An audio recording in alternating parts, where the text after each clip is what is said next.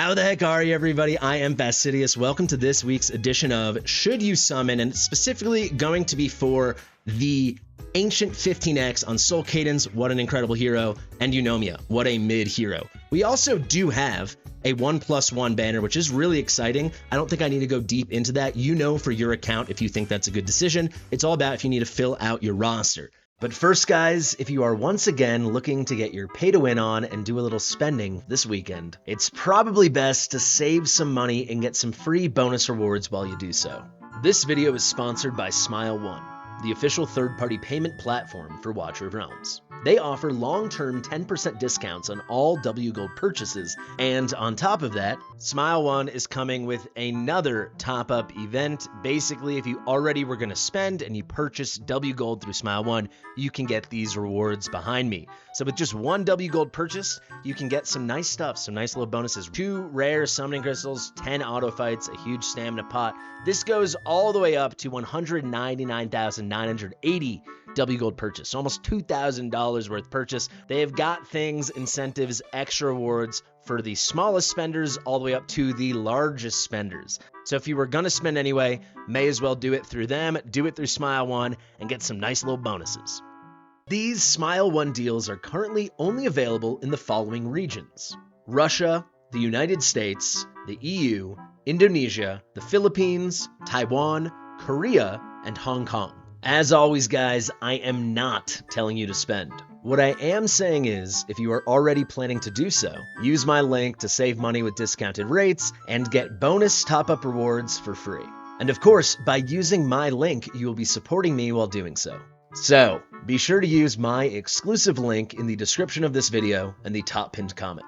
Thank you, Smileone, for sponsoring this video. You might see I'm talking pretty quick. By my standards, which I know isn't that short to begin with, but by my standards, this will be short. So we're talking 12 minutes max, and that's because I'm turning 30 next month, and I guess already this month, in 2 weeks, for a surprise 30th birthday present for me and one of my best friends out here. We're going out to Moab in just like 3 hours. We're going across Utah to the desert. We have friends in from California, from Texas, and even my brother from New York. What's up? Yeah, thank you so much, Tank. Guys, let's get right into it. No time for an intro or really anything. Let's absolutely deliver. Eunomia in 30 seconds. Very strong multiples on her heals. She heals very well. She has heal bounce, which is really good. Overall, healing quality, excellent. She's got a 3x4 range when you level her up. She's got good base attack. That's about it. Okay, there's some very passive cleansing, but it's very inconsistent. The only place you would really need it is Guild Boss 2. Not nearly consistent enough. She can be a second healer there, full stop, that's it. If you're running an Arbiter team or even a Watcher team with Ingrid, there's an argument to bring her only as a second healer. Aside from that, there's no reductions, no other support stuff. We're out of here. No rage regen. She's completely mid. Extremely strong if we ever just need huge healing numbers. So like if you're talking healer codex, aside from that, we don't need her. That was probably more than 30 seconds. Let's keep cooking. We've got Solcadens. This is the absolute star of the banner. There's no other way to put it.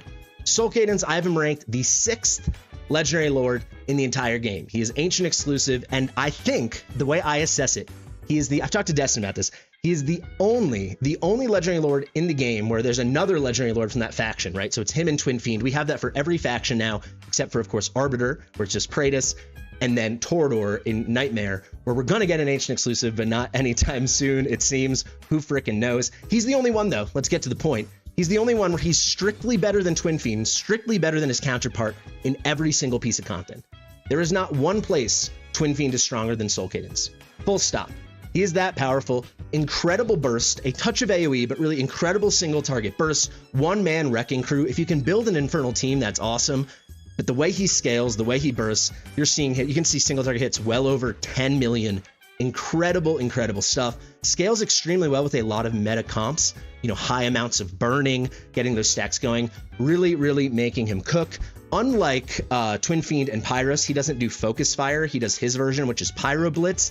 Very similar, except it just juices him up even more.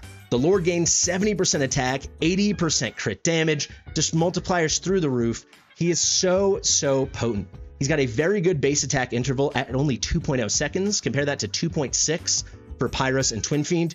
He really is on another level. If you have an A1 Twin Fiend like I do, maybe you really don't want to go for this banner because it's like Yes, he's better, but it's like a big investment, big overkill, and there's a huge opportunity cost. When is that ancient exclusive Nightmare Lord coming? Are they going to do a rerun on Valderon? Are they going to, I guess they just did. Are they going to do a rerun on Praetus? Or most importantly, Ingrid? Is she getting one soon? And we have already rumored coming, maybe Ingrid, but certainly Iovar. It's really exciting stuff, especially if you saw my video early today or have kept up with Destin's Leaker's Lair. We know there's a lot of crazy stuff coming. There is power creep in this game. He's extremely potent, but he actually isn't triple S right now on my website.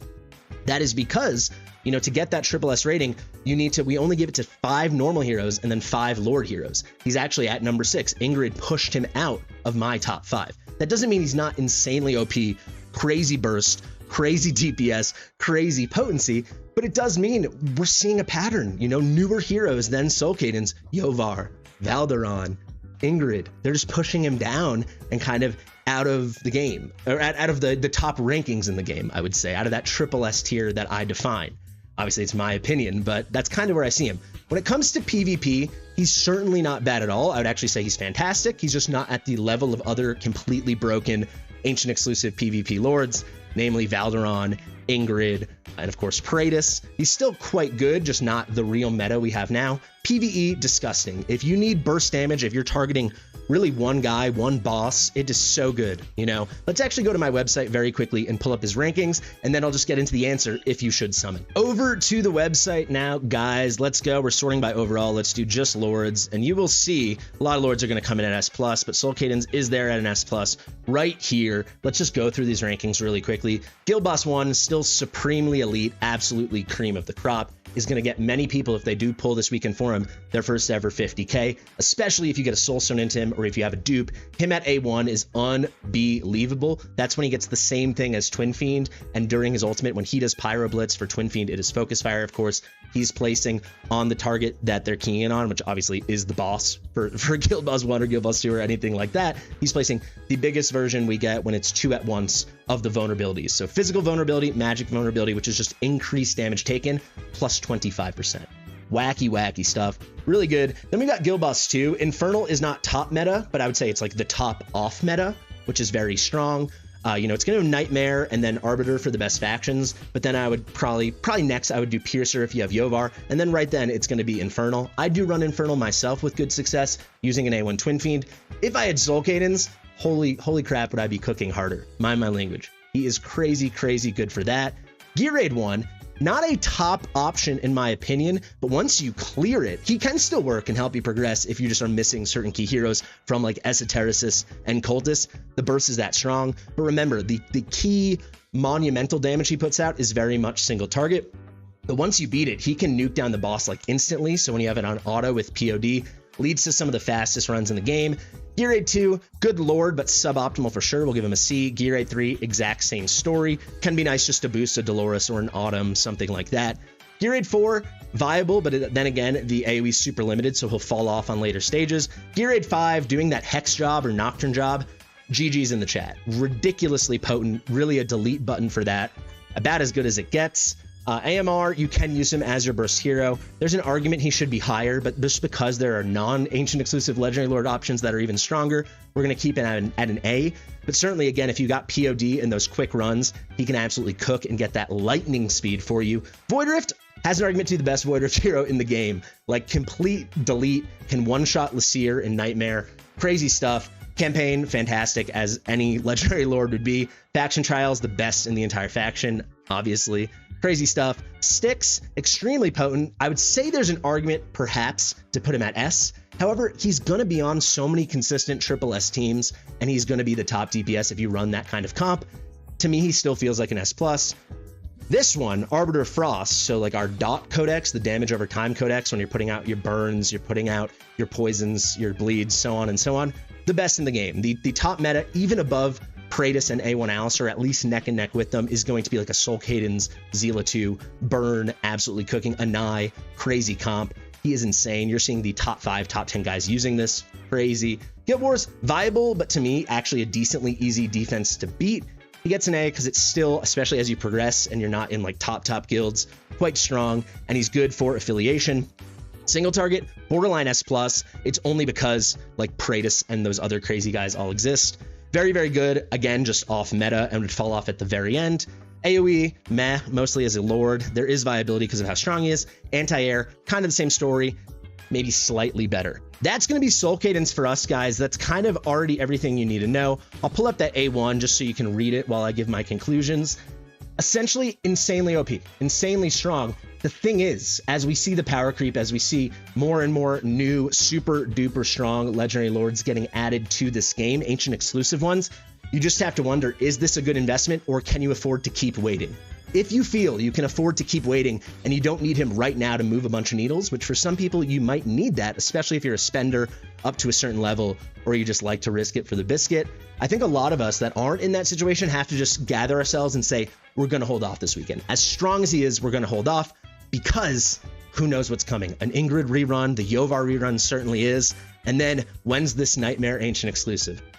Crazy. So I think if you want to go for it, certainly, especially on accounts that aren't yet very end of late game, end game, and still need to progress in key places, Guild Boss 1, Guild Boss 2, Gear Raid 5, Guild Dungeon 2, Gear Dungeon 2, whatever you want to call it, all those places, definitely you can do it, and you don't have to feel bad about it at all. Don't let anyone make you feel bad about it and tell you not to summon. But I think in general, if you feel like you can afford to wait, if you're not in a rush or you've already beaten a lot of content and you're comfy, just rest on your laurels and wait, because you can feel it, right? This ancient exclusive Nightmare Lord, you can feel it. Something insane is coming. That's what I think, at least. Guys, thank you so much for watching. This has been Should You Summon? I am Fastidious. If you like it, let me know in the comments if you are going to go for this banner. I think we'll probably get a polls party together anyway. If you want to participate in that, just DM me directly. We'll keep it nice and simple. Share the video with your mother. Thank you so much for watching. I'll see you real soon. Bye.